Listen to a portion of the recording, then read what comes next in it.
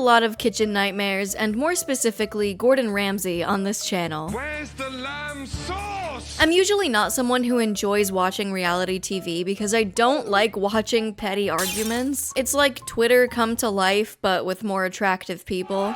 Looking inward, I kinda realized that I don't like reality TV because I feel like they never served justice. It's just insufferable people interacting with other insufferable people. But Kitchen Nightmares put people in their place and told them they were being stupid. Have you any idea how deluded you sound?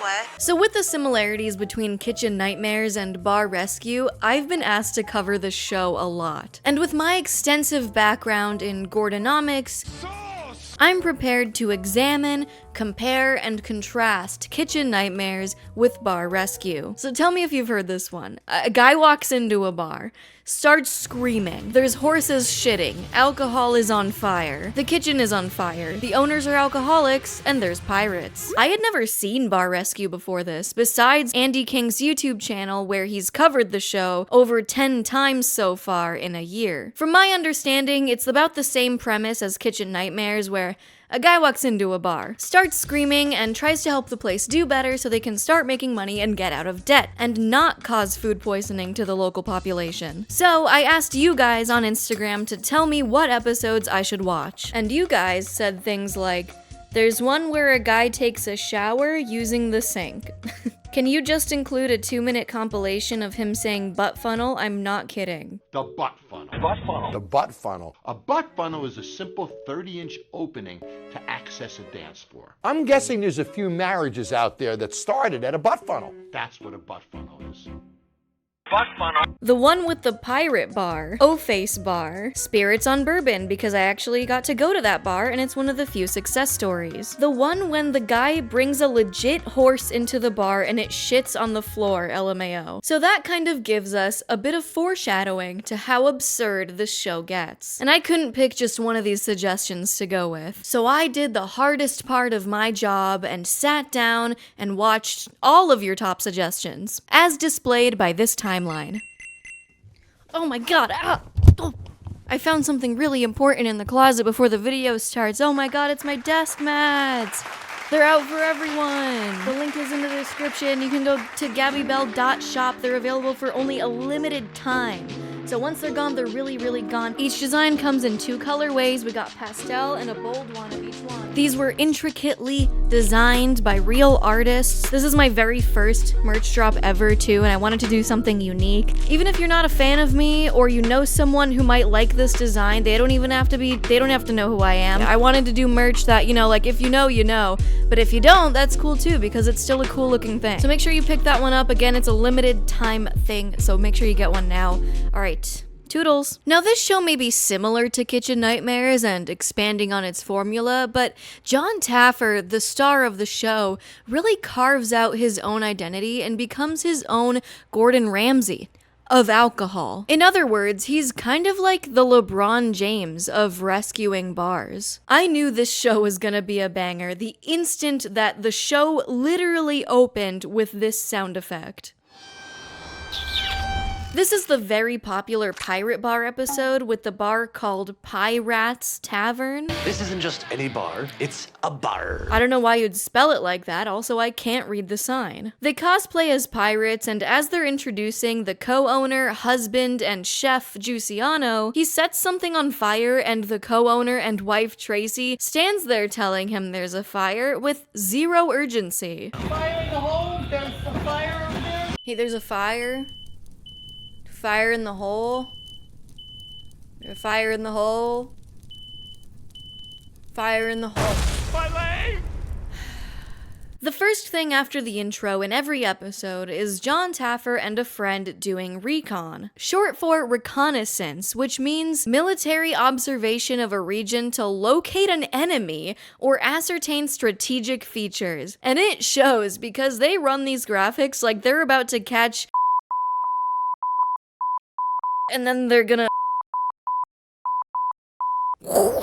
This being the first bar rescue episode I've ever experienced in full, I quickly realized that Jon Taffer is an intense guy. Like, this is their first conversation, and John is actively listening. John and Gordon are both intimidating figures, but John makes me nervous. I feel like his energy is he's about to snap at any second. I also noticed that he says stuff like this that makes him sound like Palpatine. But you sit before me saying this is your drink. He says this in the horse shitting bar episode too. You're sitting before me drunk. Just something about the phrasing is villainous. And like I suspected, John wastes no time getting into the yelling. Gordon has to warm up to it, but John won't even meet the chef first before he springs out of his chair to start screaming at Giussiano. And he's not afraid to just tell you you're a failure to your face. It almost feels more personal. I'm not talking. I don't have anything to say. You're a failure, Karen. You're a failure. Back to pirates. Obviously, John fucking hates the pirate theme, but these people don't want to give it up. John's kind of right here where he explains that a pirate-themed bar is just a gimmick thing that people will only want to go to like once a year, especially when this place is in the downtown corporate district in Maryland, very close to DC. But what John renovates and changes it to is the corporate bar and grill. I was gobsmacked when this was the reveal. I had to communicate that we were for the business community. Yeah, I think you took care of that. It's a little on the nose, and I think that's just a silhouette of John himself on the logo. The whole point of this look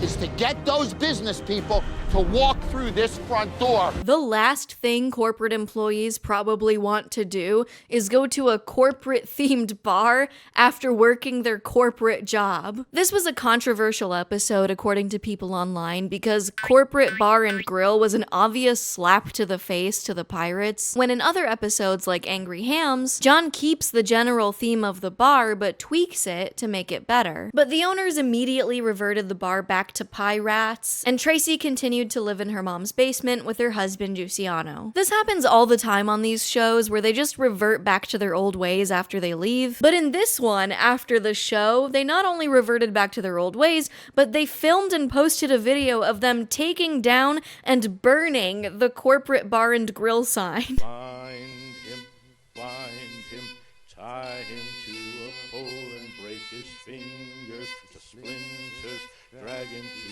a hole until he wakes up naked, clawing at the ceiling of his grave.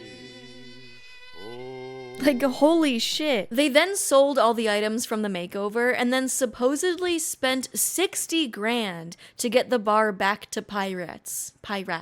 I don't know who lent them the money to do that or what they did next, which was close the bar in 2015 due to the haters and bloggers leaving bogus reviews. Very kitchen nightmares Amy's Baking Company of them. There's a lot of online bullies and haters and bloggers. And in 2016, opened another bar in Melbourne, Florida called Bar Refuge, a play on Bar Rescue.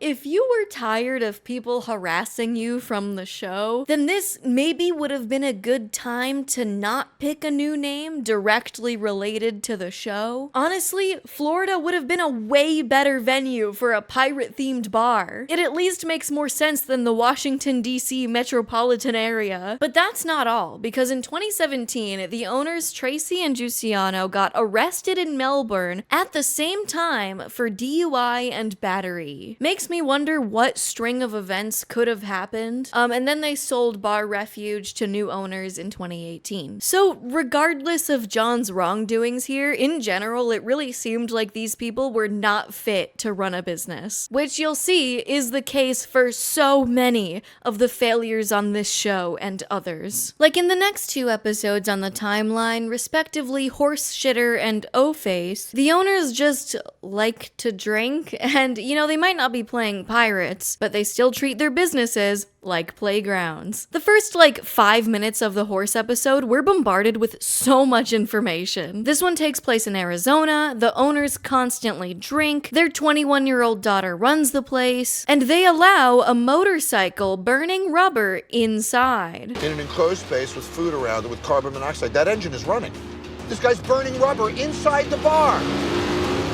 And tell me if you've heard this one. A horse walks into a bar, shits all over the place, and no one cleans it up. During recon, John comments on how dark the parking lot is. Look how dark this is, man. That's a pretty scary looking place.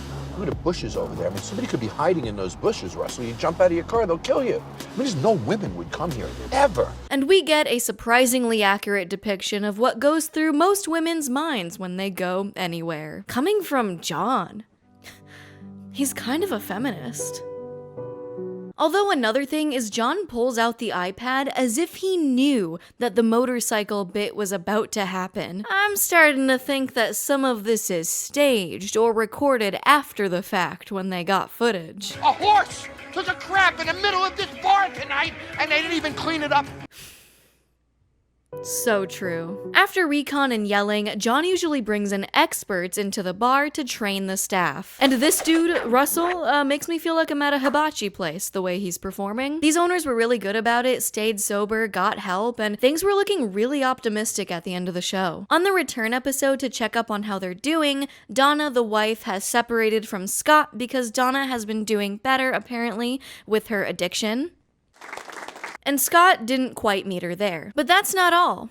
Never is for some reason. Fast forward a few years later, and their daughter Aaliyah bought the restaurant from them to save it from bankruptcy. And now she runs the place with her mom, Donna. And Scott was sentenced this year to 30 years in prison for a DUI that ended in killing his girlfriend in 2021, which is extremely sad. Is it the curse of Bar Rescue for a chance to end up in jail sometime after the show? There was one episode that was pulled because just before it aired, the owner shot and killed someone in the back of the head for smoking in the bar. Anyway, this episode made me realize that John, compared to Gordon, is a lot more focused on the marketing of the bar. He changes the menu, goes over the psychology of the menu, focuses on the rebranding and what type of customers are best for them to attract. This is something I don't see them doing very often on Kitchen Nightmares. John adds signs on the highway, lighting in the parking lot so no one jumps out of the bushes to kill you. But to fully understand the fundamental differences between our two beloved TV hosts, me having a degree in Gordonomics, as stated earlier,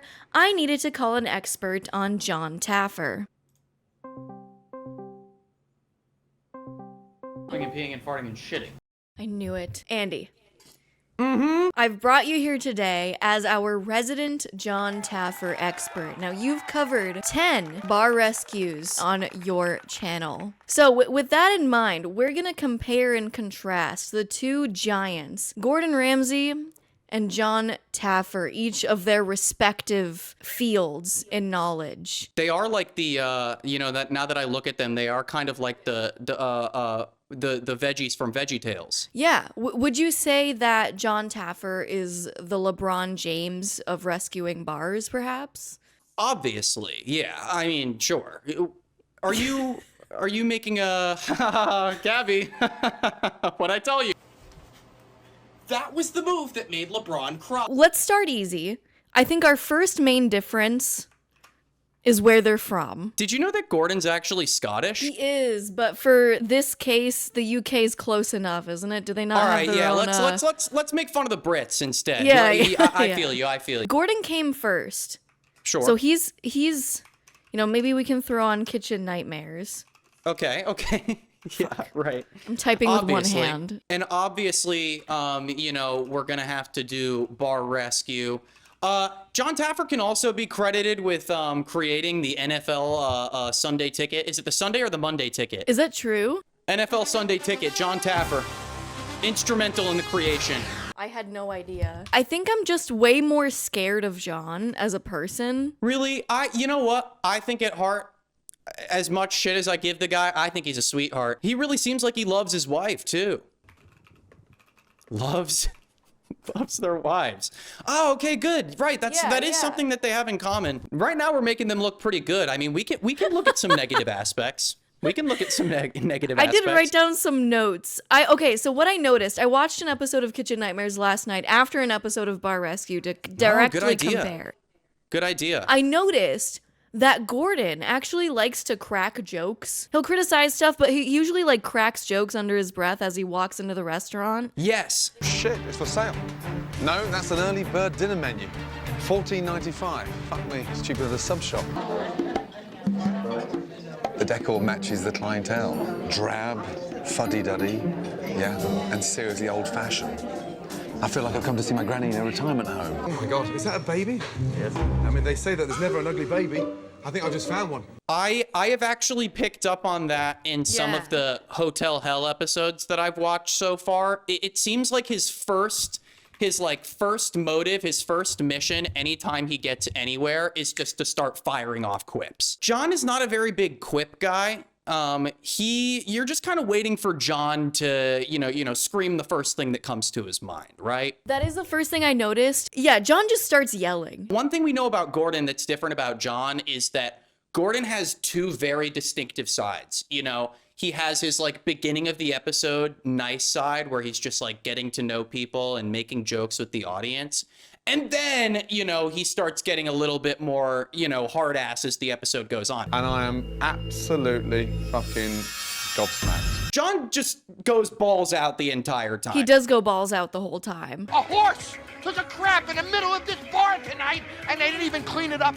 I also noticed that Gordon is a bit more focused on front of business stuff, and he has his experts take care of back of business, whether that be remodeling, rebranding. Gordon focuses a lot more on the menu changes and the restaurant stuff, obviously, and the food especially. But with John, I noticed he'll go through the psychology of a menu. I feel like John's more marketing focused and explain why it's too crowded and what happens when you rearrange stuff. I noticed he focuses on the lighting in the parking lot, or he puts signs down the street. Did you talk about the bar science segments where they do the scientific lessons? I love those. They explained what a meniscus was at one point, and I was like, I'm back in 7th grade science. They explain why reusing plastic cups is bad. Oh yeah. Yeah, he wants them to be more appealing.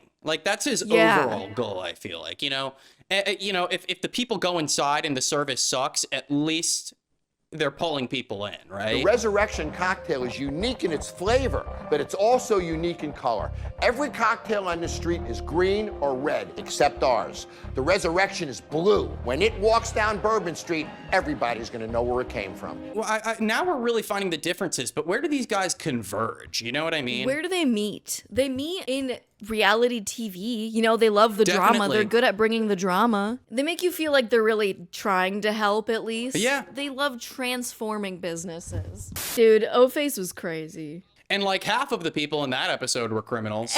Any people that I've researched in this show has been arrested. Do you know about all of them? I feel like...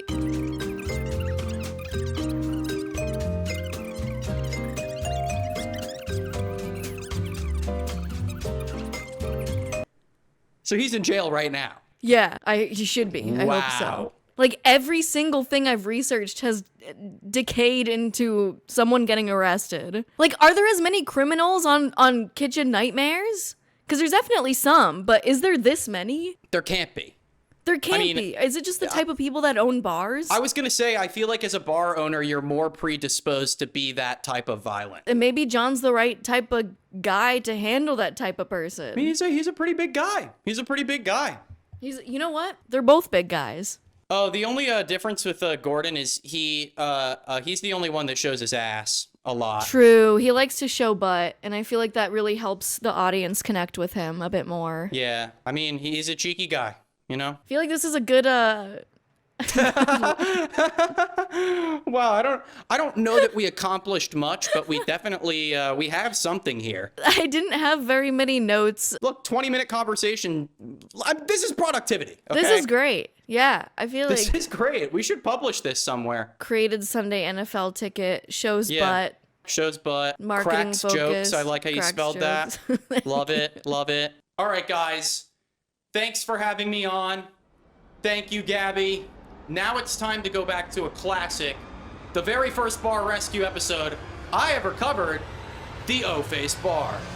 Kiss me. No. O-Face is an extremely popular episode that takes place in Iowa, and a Google search of O-Face tells you everything you need to know. 1.5 stars, the Google images because of the fact that it's called O-Face, and this is the first bar of 4 that John walks out on and lives in infamy. The owners like to drink again. Karen has a pink bell that she rings for shots while sitting at the end of the bar. They've got a bouncer named Sick, which is surprisingly surprisingly the only sane person in this bar. If a guy named Sick with a Y is more logical than you must be in Iowa. They've got a signature drink called the Ogasm and refuse to tell people what's in it. I'm not gonna tell you what's in it. It's our signature shot. I'm not taking it until I know what's in it. Then don't take it. I'm not telling you. This is ridiculous. Which is so grossly incompetent and dangerous. They reuse plastic cups, which is disgusting, and we get a cool little graphic telling us why it's disgusting, as if we need to be told. Disposable plastic shot glasses are known to contain BPA, a cancerous toxin. When exposed to hot liquid, BPA leaches out of plastic 55% faster, endangering the consumer. The owner blows fire bombs at the bar. The manager girl gets into fights all the time and is caught in 720p beating up the shot girl. And the owners refused to fire her, and instead told the girl who got attacked that she was asking for it, and then fired her instead. Seriously, you ask for it all the time. I asked for that. I asked for that bitch to take me on the ground. This place is a disaster. John obviously wanted to change the name of the O-Face, and I like that he kept it real by just telling them to their face that he thinks that they're just gonna change the name back. So if I change this name, you're gonna change it back, aren't you? After hearing what everybody else had to say and looking at it from this point of view, I totally get it. I'm not sure I believe you. The staff just chain smokes and drinks in this tiny hot pink office, especially Karen, who does this during their first dinner service, or stress test as they call it on this show, where John evaluates how the bar works without any changes yet. They stop dinner service because it's going horribly. You're a failure, Karen. And John does a background check where he finds this clip somehow on camera. Again in like 480p, the owner assaults an employee and then offers Sick a raise to put that employee through a glass window. Sick refuses because he's the most normal person on this episode. And this is where John walks out. The ultimate coup de grace is an owner hitting an employee. I am not gonna rescue a bar and then read in the newspaper that somebody got hurt here next week. I won't have any part of it.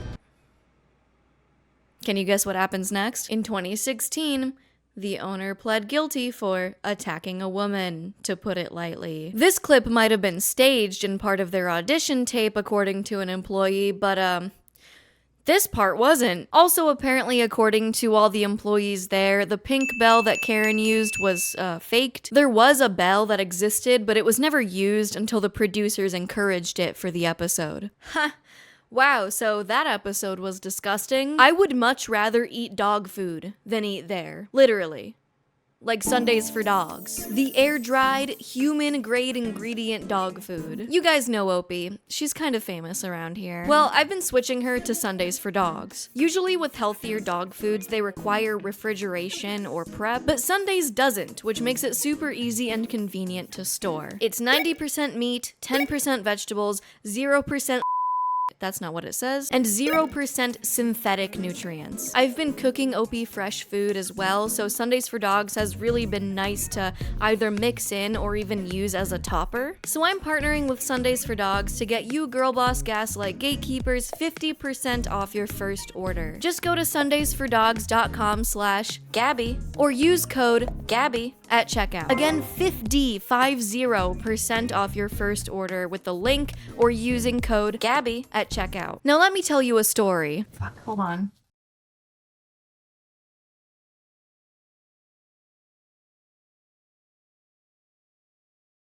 Once upon a time on Bourbon Street in New Orleans, there was this bar, and one of the guys had a falling out with the rest of the guys. They bought him out of the place, so he opened a bar across the street called Turtle Bay, and then copied their signature drink, the hand grenade. If you see this on the street, you think it's a hand grenade. If you see this on the street, you think it's a hand grenade. There is nothing about this cocktail that makes it unique or marketable. This opening shot, though, when they're introducing Bourbon Street, just borderline feels like harassment. Can you imagine you turn around and there's just some guy filming like this?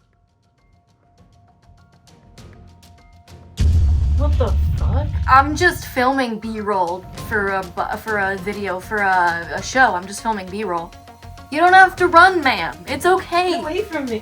It's just B-roll. It's fine. John calls the other owner a failure. You're a failure. Their expert chef throws up from their gumbo. They shut down the kitchen during the stress test, and John is literally throwing shit and then encourages them 2 minutes later. I don't want you to fight to beat them. I want you to beat everyone. They introduced their new signature drink with a new cup that is so much visually. There's so much going on. This stands out from the crowd of drinks on Bourbon Street and is actually a pretty good marketing/branding strategy. There's a barber chair that doubles as a shot chair because the bar used to be a barber shop, and they renamed Turtle Bay Spirits of Bourbon. If you're really observant, spirits is kind of a double entendre for spirits and spirits. Wow. And bourbon is also kind of a double entendre for bourbon and Bourbon Street. So clever. So this was considered one of John's biggest successes on the show. But unfortunately, Spirits of Bourbon was recently sold and is now the Tipsy Trumpet. But 10 years of success from the show is definitely a W. Might even be a PogChamp victory royale. Turtle Bay was losing $15,000 a month, and Spirits of Bourbon was bringing in $9,900 a night. This episode was a palate cleanser. To my knowledge, these people aren't in jail. Now, Kitchen Nightmares aired from 2007 to 2014. It doesn't all fit, but it works. Bar Rescue is largely considered the younger brother of the show, right? It started in 2011 until 2017 on Spike TV and has been with Paramount since 2018 and is still going. I couldn't fit all the years past 2018 in here. The shows follow similar formulas, but which one was actually more successful in keeping the businesses they rescued open? The results won't be scientifically perfect since Bar Rescue has gone to over 200 bars, and Kitchen Nightmares has gone to 77 restaurants in the US. From Bar Rescue's start in 2011 until today, 108 of the 229 bars are still open, which gets an impressive success rate of 47%. I just realized everything's gonna show up backwards.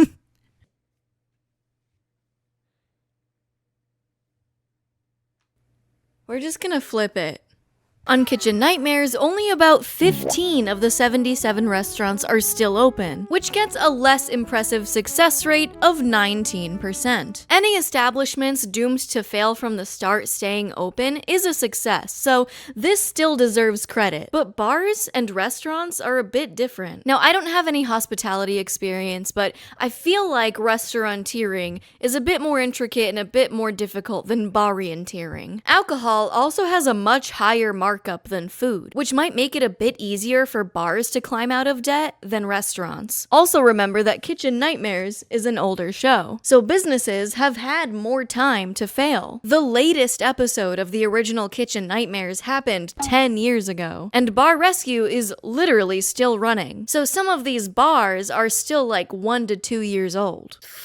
But if we took the first 4 seasons of each show and analyzed how the first 4.5 years went after the show aired for each business, we can see that Bar Rescue, the blue line, still had a higher success rate than Kitchen Nightmares, the gray line. This study was done by Indiana University, Purdue University, Columbus, so thank you for doing this, so I didn't have to. But when you compare Kitchen Nightmares' success rate to the average success rate of restaurants in America after 10 years, which is around 30%, now I'm gonna write backwards. Depending on who you ask, it isn't that bad. Especially because these were doomed restaurants. I couldn't find information on bar success averages specifically, but Bar Rescue's success rate does align with the average success rate of businesses in general in America, which is around 50% depending on who you ask. I'm not a data scientist, I just Google it. Now, originally I was going to compare the old episodes of Bar Rescue to the new ones, but the old episodes you guys suggested were so wild that I didn't have time